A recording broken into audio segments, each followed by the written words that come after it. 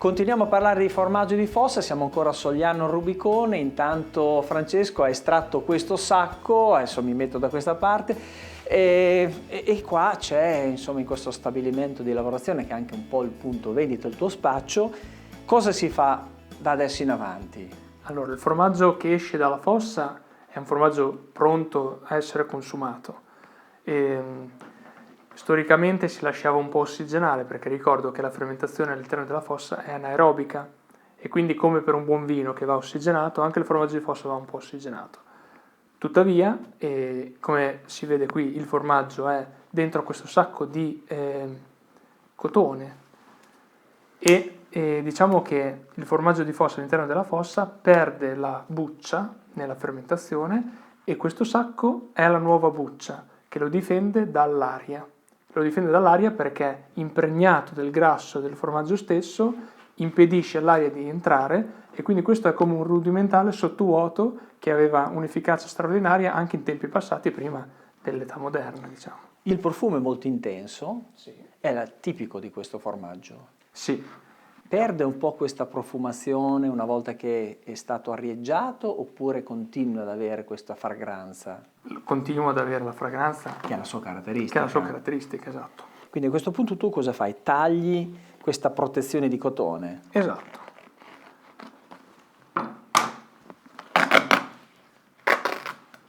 Come vediamo, il formaggio nella fossa si è schiacciato. Queste erano tutte caciotte tonde quando è entrato in fossa.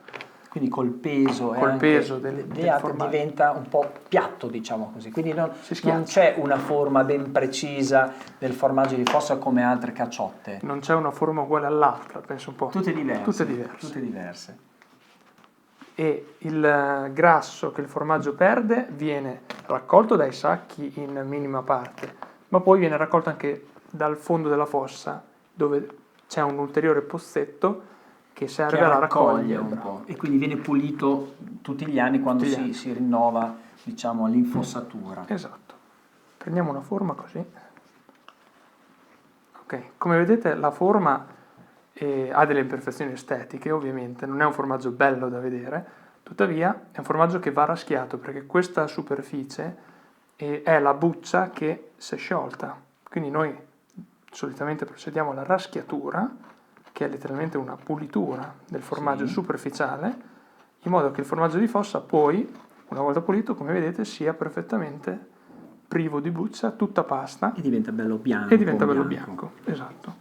Poi qualche imperfezione estetica c'è, perché c'è sempre, tuttavia non è così evidente una volta pulito. Prima della pulitura, diciamo, si vede.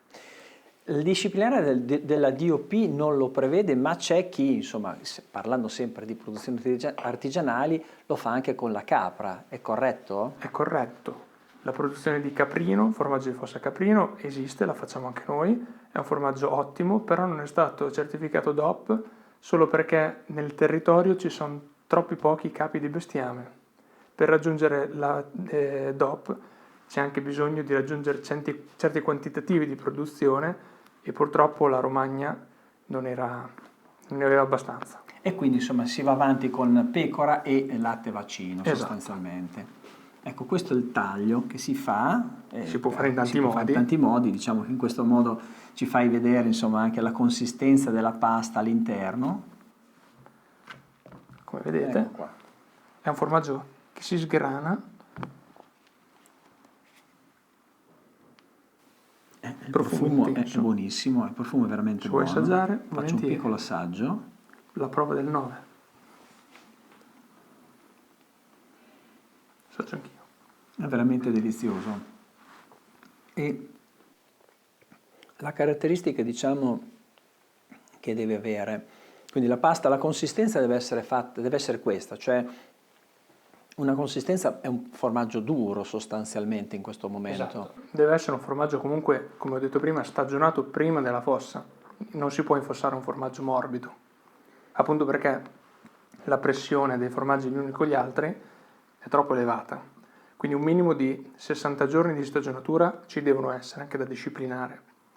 E quindi è già un formaggio duro. Quindi una volta estratto dalla fossa, se io lo tengo in casa, no, quanto può restare in queste condizioni prima di perdere le sue caratteristiche?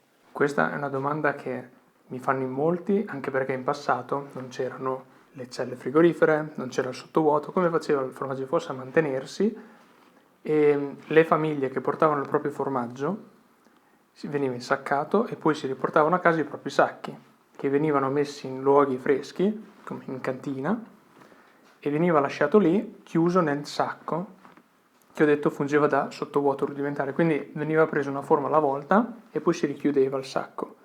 In questo modo il formaggio rimaneva morbido tutto l'inverno fino alla produzione primaverile Successiva. dell'anno dopo. Quindi insomma si conserva abbastanza. È un formaggio conserva. che si mantiene benissimo. Quindi insomma diciamo che il finissaggio, lo chiamo così, no? La fermentazione, il periodo di fermentazione gli dà anche queste caratteristiche di servevolezza nel tempo. Sì. Senti, con cosa, diciamo, quali sono gli accostamenti, diciamo, principali con cui si può consumare questo formaggio di fossa? Il formaggio di fossa è un jolly, nel senso che dove lo metti sta bene un po' con tutto. Ovviamente è un sapore un po' particolare, va dosato perché una quantità troppo alta magari può rovinare un piatto, però noi lo vediamo nei ristoranti qui della zona e anche fuori, abbinato in qualsiasi maniera. Viene messo nella pasta, ovviamente, sulla pasta e nella pasta ripiena come cappelletti, viene messo sulle carni come tagliate, ma anche sui carpacci, viene messo sul tagliere come antipasto o come fine pasto, spesso abbinato a un vino passito, quindi dolce, quindi dove ognuno possa pensare di mettere il formaggio di fossa, assicuro che è versatile da questo punto di vista. E può trasformare un piatto molto banale in un piatto un po' più un po' ricco, insomma, perché conferisce questo sapore, questo aroma molto intenso ed è veramente molto buono. Francesco, un'ultima cosa è, diciamo che il consumatore lo trova anche in negozio, quindi qual è più o meno, insomma, capisco che ci sono delle differenze, però mediamente un chilogrammo di formaggio di fossa cosa può costare? Al giorno d'oggi siamo più o meno dai 30 ai 35 euro al chilo. E ovvio che appena esce dalla Romagna, perché noi comunque spediamo in tutta Italia, certo, viene rivenduto e il prezzo schizza un po' alle stelle.